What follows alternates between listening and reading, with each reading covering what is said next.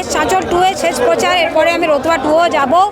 আমরা পদযাত্রার আয়োজন করেছিলাম, প্রচণ্ড গরম আজকে, তবু এই গরমেও প্রচুর মানুষ এগিয়ে এসেছিলেন, তাদের দোয়া আশীর্বাদ সমর্থন জানিয়েছেন। আমাদের পদযাত্রা হলো পাপ্পু যাদবজি, আমাদের নেতা, লোকসভার সাংসদ, উনিও এসছেন আমাকে আশীর্বাদ জানানোর জন্যে, সহযোগিতা জানানোর জন্যে। পদযাত্রায় উনিও ছিলেন, সেটাকে আমাদের মনোবলকে আরও মজবুত করেছে।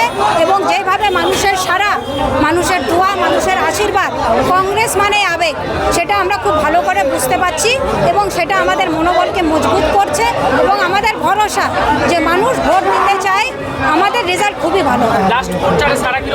লাস্ট প্রচারের সারা খুবই ভালো, প্রচুর মানুষের ঢল।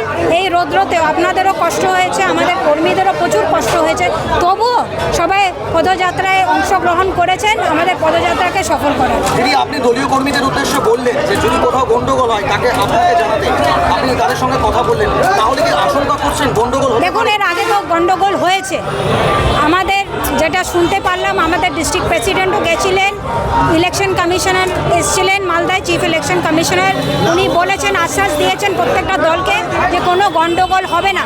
তবুও যদি কোনো গন্ডগোল হয় আমাদেরকে যাতে ওনারা জানান, আমরা কিন্তু এটার প্রতিবাদ করব।